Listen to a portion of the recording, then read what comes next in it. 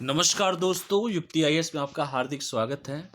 आज है 13 मई और आज जो क्वेश्चन आप लोग को दिया गया है डीएनए का, उसका एनालिसिस करूंगा मैं। तो चलिए हम एनालिसिस पे चलते हैं, क्वेश्चन पे सीधे।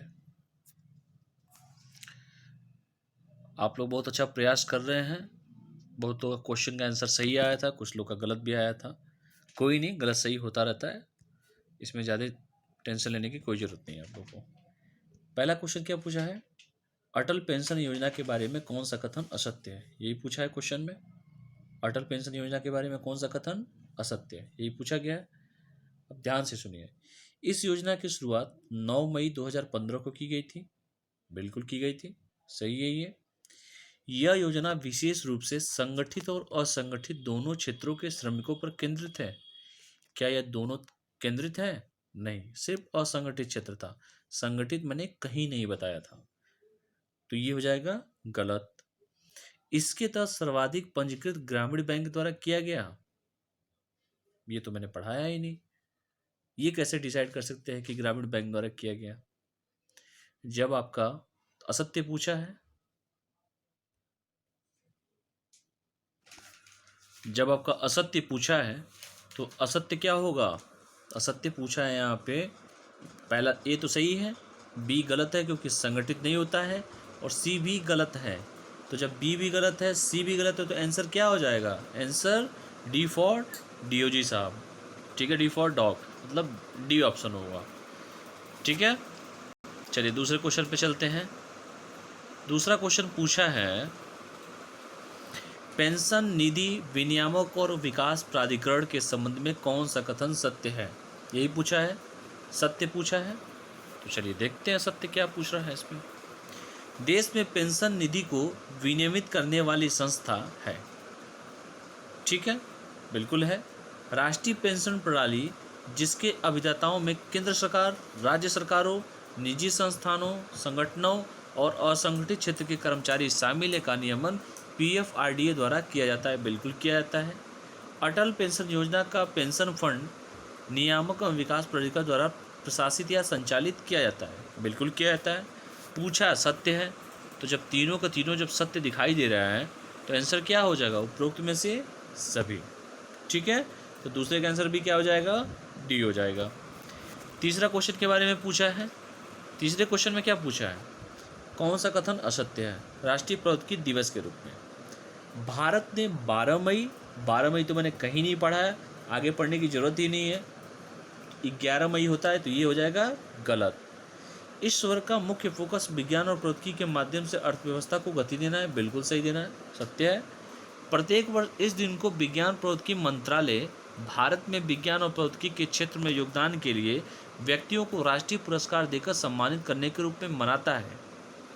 आप लोगों ने शायद इस तीसरे क्वेश्चन में थोड़ा कन्फ्यूजन होगा आपको, तो मैं आप लोगों का कन्फ्यूजन दूर कर दे रहा हूँ। इस क्वेश्चन को आपको पीडीएफ में ही दिखा के दूर कर दे रहा हूँ। तो राष्ट्रीय प्रौद्योगिकी में मैं चलता हूँ और ये क्वेश्चन का लाइन पहले आप लोग देखिए। यहाँ पे क्या दिया है ये, चलिए ये तो पहला लाइन था, ये तो आप लोगों ने देख ही लिया है, 11 मई। ठीक है, ठीक है। और हाँ, ये किस रूप में मनाया जाता है सब तो बता ही दिया था मैंने। यहाँ पे देखिए, प्रत्येक वर्ष इस दिन को technology development board of India, विज्ञान और प्रौद्योगिकी मंत्रालय के तहत एक संवैधानिक निकाय, तो ये इसके अंडर में काम करता है। ठीक है, क्वेश्चन में कहीं नहीं दिया गया ये, तो ये क्या हो जाएगा? तीसरा क्या हो जाएगा? तीसरा जो है थर्ड क्वेश्चन क्या हो जाएगा? गलत हो जाएगा। पहले क्वेश्चन में ये देखिए, 12 मई 2020 को 29वां राष्ट्रीय दिवस मनाया गया। पहली बात तो 12 मई नहीं था, ये 11 मई था, ये काट दीजिए इसको। बी आपका सही है, असत्य पूछा है। जब ए भी गलत है, सी भी गलत है, तो देखिए असत्य किस में दिया है? Answer D. तो आंसर क्या होगा इसका? डी होगा। ठीक है, चलिए अगले क्वेश्चन पे चलते हैं। रिवर्स माइग्रेशन के संबंध में कौन सा कथन सत्य है? यही पूछा है, सत्य पूछा है। तो चलिए सत्य की खोज करते हैं।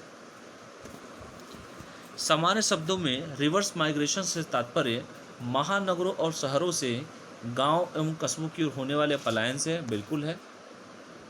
भारत में आंतरिक प्रवासन के तहत एक इलाके से दूसरे इलाके में जाने वाले श्रमिकों की आय देश की जीडीपी का लगभग 6% है। बिल्कुल है। राशि मुख्य रूप से बिहार, उत्तर प्रदेश, उड़ीसा, राजस्थान, मध्य प्रदेश और झारखंड जैसे राज्यों से भेजी जाती है। बिल्कुल भेजी जाती है। ए भी सही है, बी भी सही है और सी भी सही है।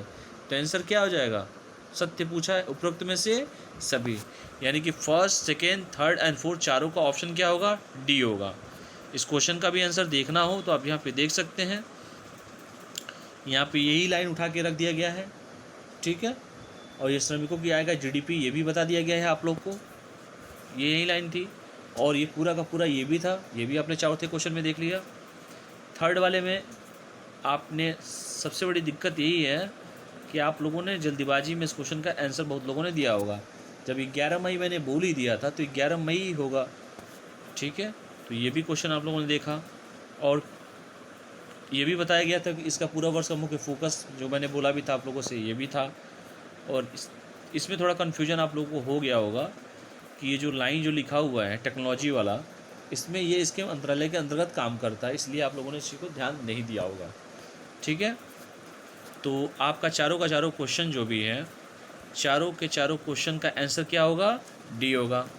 फाइनल कमेंट, ये इसलिए गलत हुआ है कि ये तो सही था, संगठित नहीं था, असंगठित सिर्फ होता है, और ये गलत होता है, तो इसीलिए इसका क्या था? डी।